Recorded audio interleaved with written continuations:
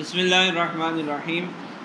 جاہز کا مذہب ہم نے کل پڑھا کہ صدق اور کذب اس کے نزدیک خبر کا واقعے کے مطابق ہونا، اور یہ اعتقاد بھی ہو کہ خبر واقعے کے مطابق ہے۔ تو کل 6 احتمالات بنے تھے، ان میں سے ایک صدق ہے، ایک کذب ہے، وغیرہما اور ان کے سوا وہی الاربعۃ الباقیۃ، 6 احتمالات میں سے باقی 4 جو ہیں وہ 4 کون سے؟ عانی المطابقۃ مع اعتقاد لا مطابقتی اور بدون الاعتقاد۔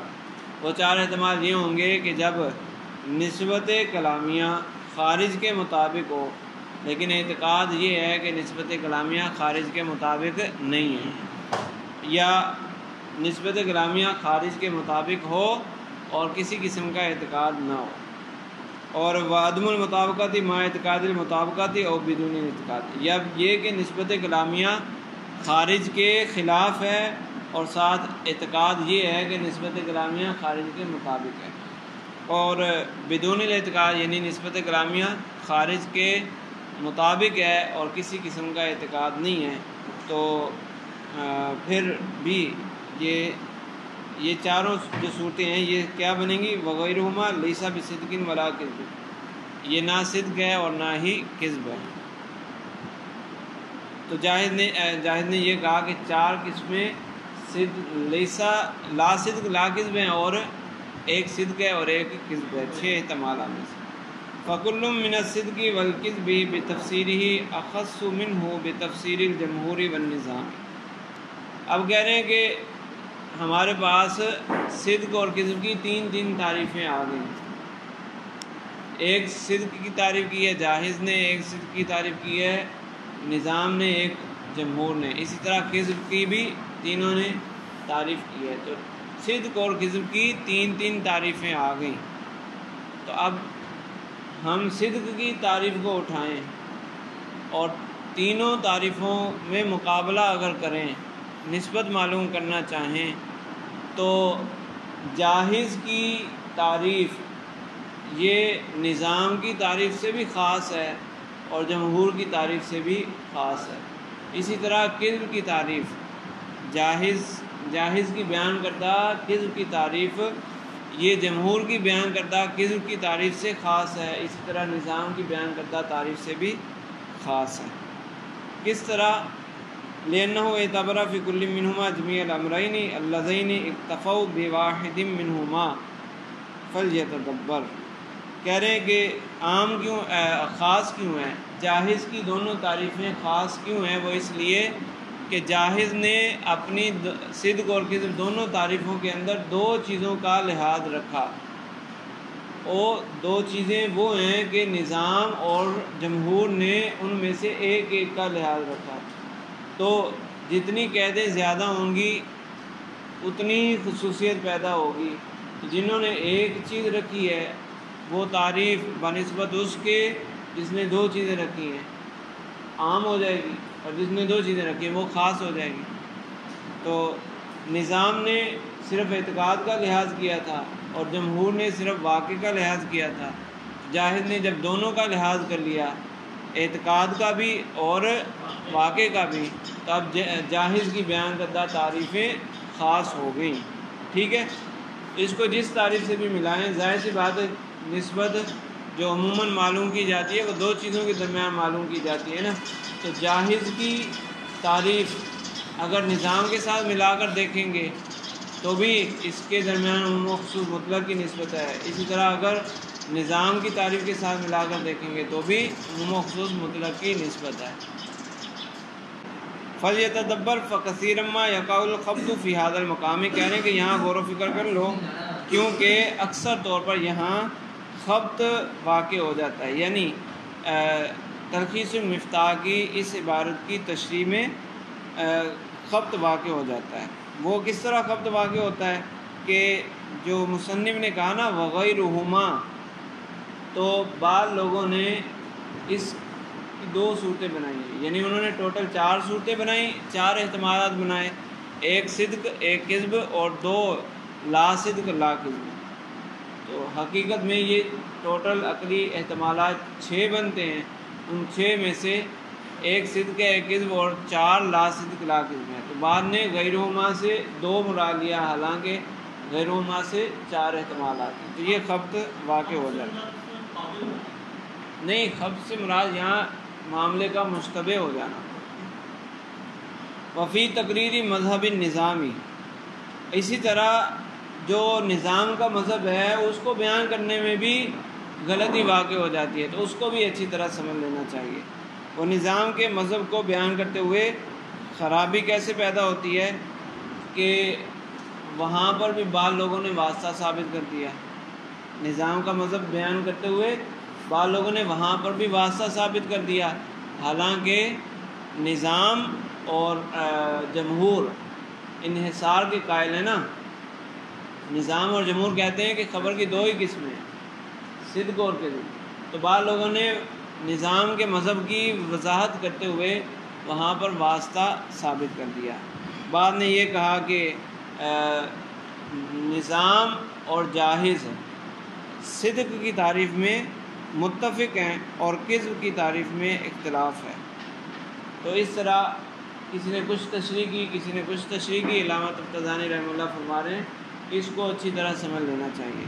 وقد وقع ہاہنا فی شرح المفتاح ما یقدہ منہ العجب، اور مفتاح العلوم کی شرح علامہ قطب الدین شیرازی رحمہ اللہ نے کی ہے. تو علامہ طبطبانی رحمہ اللہ فرماتے ہیں کہ اگر ان کی شرح کو دیکھا جائے اس مقام پر انہوں نے تو ایسی بات کر دی کہ تعجب کی انتہائی ہو جاتی ہے. انہوں نے اتنی عجیب و غریب بات کر دی کہ تعجب کی انتہا ہے کہ اتنے بڑے علامہ اور انہوں نے کیسی تشریح کر دی. وہ کیا چیز ہے؟ وہ یہ کہ مفتاح العلوم میں علامہ سکاکی رحمہ اللہ نے جمہور اور نظام کا مذہب ذکر کیا ہے، جاہز کا مذہب ذکر نہیں کیا.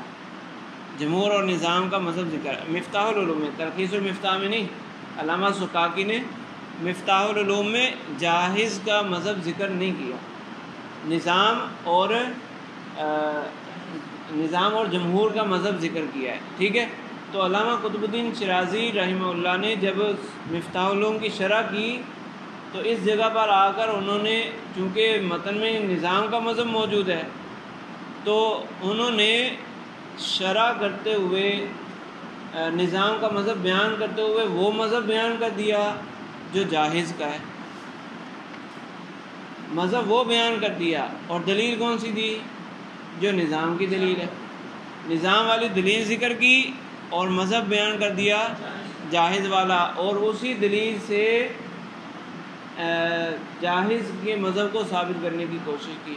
یعنی ان کے اوپر معاملہ مشتبہ ہو گیا. وہ ایک اس کو سمجھے، وہ یہ سمجھے کہ یہ جاہز کا مذہب ہے، یا جاہز اور نظام کا ایک ہی مذہب ہے، اور اس کی یہ دلیل ہے جو پیچھے ذکر ہوئی تھی نا، نشہد انک لرسول اللہ، یہ والی دلیل، ان المنافقین لکاذبون. تو حالانکہ وہ جاہز کے مذہب کی دلیل نہیں بن سکتی، لیکن علامہ قطب الدین شیرازی رحمہ اللہ نے اس کو جاہز کے مذہب پر فٹ کیا ہے، جاہز کے مذہب کے مطابق بنایا ہے. یعنی نام نظام کا دیا اور دلیل بھی نظام والی لائے، لیکن قول کون سا لیا ہے؟ جاہز والا. تو یہ 2 چیزوں کو مکس کرنا ہو گیا. تو کہہ رہے ہیں کہ یہ تو عجیب و غریب بات ہو گئی، کہ انتہائی عجیب ہے، تعجب کی انتہا ہو جاتی ہے. فرماتے ہیں کہ ما یقدہ منہ العجب، جہاں تعجب کی انتہا ہو جاتی ہے. بہرحال واستدل الجاہز بدلیل قولی تعالی افترى علی اللہ کذبا ام بہ جنہ. قرآن پاک میں آیت ہے، کفار کا قول نقل کیا گیا کہ کفار نے نبی کریم صلی اللہ علیہ وسلم کی خبریں سن کر، نبی کریم صلی اللہ علیہ وسلم نے جو جنت دوزخ وغیرہ کی خبریں دیں، غیب کی خبریں ذکر کی، آئندہ ہونے والے احوال ذکر کیے، یا ماقبل کی خبریں ذکر کی.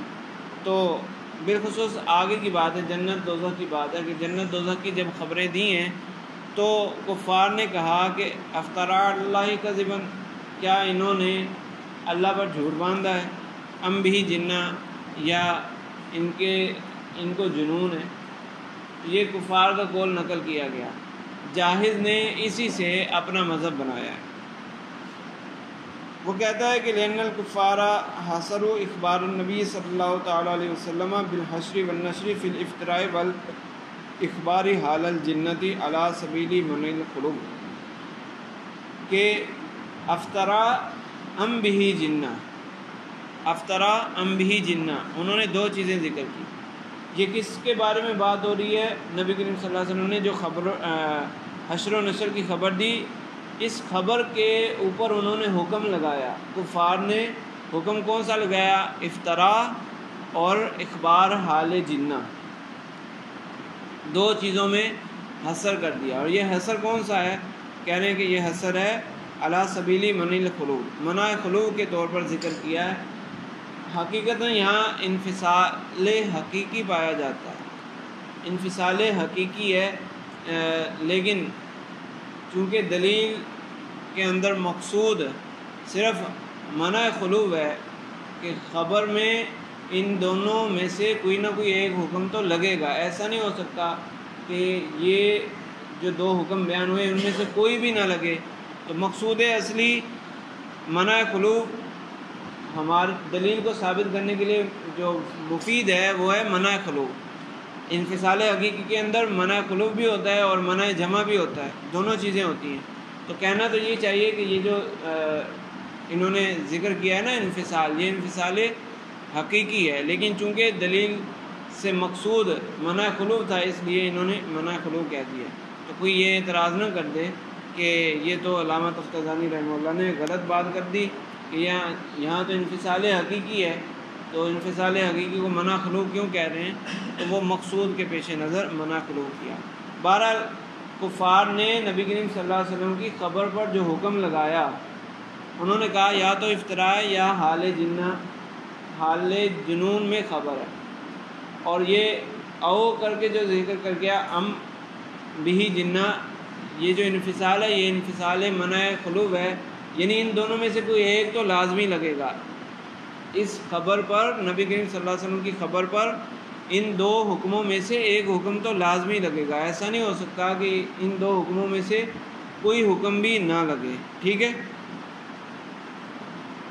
اب افطرا اللہ کذباً یہ تو تھوڑا سا واضح ہے، لیکن ام بہ جنہ یہ تھوڑا مبہم ہے۔ تو افطرا اللہ کذباً اس میں تو جھوٹ آ گیا، اس میں کذب، یہ کذب ہے، افطرا اللہ کذباً یہ ہو گیا کذب۔ اب اس کے مقابلے میں جو ذکر کیا ام بہ جنہ، اس سے کذب تو نہیں ہو سکتا، اس سے کذب ہو سکتا ہے؟ جیسے کہا جائے کہ یہ کلمہ یا تو اسم ہوگا یا فعل ہوگا، یا اسم ہوگا یا فعل ہوگا، تو جو اس طرح کر کے ذکر کیا جاتا ہے، قسیمیں آپس میں ذکر کی جاتی ہیں، قسیم کے لیے لازم ہوتا ہے کہ وہ آپس میں غیر ہوں، قسیم و شے ضدو، شے کی قسیم اس کی ضد ہوتی ہے۔ تو جب افطرا کے مقابلے میں ام بہ جنہ کو ذکر کیا، افطرا سے مراد کذب ہو گیا نا، افطرا اللہ کذباً وہ تو کذب ہو گیا، اور کذب کے مقابلے میں ذکر کیا حال جنون میں خبر دینا، تو یہ کذب تو نہیں ہو سکتا، کیونکہ یہ کذب کی قسیم ہے، اور قسیم شے کا غیر ہوتی ہے، عین نہیں ہوتی، تو یہاں اس سے مراد کذب نہیں ہو سکتا۔ پھر صدق ہو سکتا ہے، کہہ رہے ہیں اس سے مراد صدق بھی نہیں ہو سکتا، کیونکہ کفار کا تو یہی اعتقاد تھا کہ نبی کریم صلی اللہ علیہ وسلم کی بات سچی نہیں ہے۔ اگر وہ سچا ہونے کو مانتے یا سچ کا احتمال ہوتا تو ایسی بات کرتے ہی نہ، پھر تو کہتے پتہ نہیں یہ صحیح بول رہے ہیں یا غلط بول رہے ہیں، وہ اس طرح کہتے نا، ہمیں سمجھ نہیں آ رہی کہ ان کی باتیں درست ہیں یا غلط ہیں۔ تو انہوں نے تو یقینی طور پر کہا کہ یہ سچ تو ہے ہی نہیں، سچ نہیں ہے، پھر کیا ہے؟ یا تو کذب ہے یا حال جنون میں خبر ہے۔ تو اب حال جنون یہ نہ صدق ہوا نہ کذب ہوا، تو ثابت ہو گیا کہ ایک خبر ایسی بھی ہوتی ہے جو لا صدق لا کذب ہوتی ہے، ٹھیک ہے۔ تو فرماتے ہیں کہ ولا شک ان المراد بالثانی، ثانی سے مراد ای الگ اخبارہ حال الجنہ، حالت جنون میں خبر دینا جو آیت میں لفظ ذکر ہے، اس سے مراد ان المراد بالثانی غیر الکذب، یہ کذب کے علاوہ کچھ اور ہے۔ کیوں؟ لأنہ قسیم، کیونکہ یہ کذب کا قسیم ہے، تو کذب تو مراد نہیں لیا جا سکتا۔ اے لأن ثانیہ قسیم الکذب، یہ کذب کا قسیم ہے، اذ المعنی، کیونکہ اس آیت کا معنی یہ ہے کہ اکذبا ام اخبرا حال الجنتی، کیا یا تو نبی کریم صلی اللہ علیہ وسلم نے، یعنی انہوں نے یہ کہا تھا نا کفار نے، کہ یا تو انہوں نے جھوٹ بولا ہے یا حالت جنون میں خبر دی ہے۔ وقسیم الشیء یجب ان یکون غیرہ، اور جس شے کا قسیم ہوتا ہے اس میں لازم ہے کہ وہ شے کا غیر ہو۔ قسیمیں آپس میں ضدیں ہوتی ہیں، یہ تو قاعدہ ہے، ٹھیک ہے۔ وغیر الصدقی، اور دوسرے سے مراد صدق بھی نہیں ہے، صدق کے علاوہ کچھ اور ہے۔ لأنہم لم یعتقدوہ، کیونکہ صدق کا تو انہوں نے اعتقاد ہی نہیں رکھا، نبی کریم صلی اللہ علیہ وسلم کی اس خبر کے سچا ہونے کا تو انہوں نے اعتقاد نہیں رکھا۔ ای صدقہ فائندہ اظہاری تکذیب ہی، جب وہ نبی کریم صلی اللہ علیہ وسلم کی خبر کو جھٹلانا چاہ رہے ہیں، اس قول کا مقصد کیا تھا؟ نبی کریم صلی اللہ علیہ وسلم کی خبر کو جھٹلانا۔ جب وہ خبر کو جھٹلا رہے ہیں تو پھر صدق اس میں آ سکتا ہے، جھٹلانے میں صدق کا احتمال لے آئیں تو جھٹلانا بن سکتا ہے۔ آپ کے سامنے کوئی خبر دے، آپ اس کی خبر کو جھٹلانا چاہیں تو کیسے جھٹلائیں گے؟ پختہ سے پختہ بات کریں گے کہ صدق کا، سچے ہونے کا کہیں نہ کہیں یعنی 0.1% بھی احتمال باقی نہ رہے، تبھی تو آپ کی یعنی آپ کا جھٹلانا درست ہوگا۔ تو یہ جھٹلانا چاہ رہے تھے، تو جھٹلانا مقصود ہو اس میں صدق کو نہیں لایا جا سکتا۔ فائندہ اظہاری تکذیب ہی لا یریدون بکلامہ صدقہ، کہ جب وہ نبی کریم صلی اللہ علیہ وسلم کی خبر کو جھٹلانا چاہ رہے ہیں تو اس وقت وہ اس حال جنہ سے مراد صدق تو لے ہی نہیں سکتے۔ الذی ہوا بمراحل عن اعتقادہم، کہ نبی کریم صلی اللہ علیہ وسلم کی خبر کا سچا ہونا ان کے اعتقاد سے کوسوں دور تھا، بہت دور تھا۔ اگر وہ سچے ہی مان لیتے تو پھر بات ہی کیا تھی، پھر جھٹلانے کی ضرورت ہی کیا تھی؟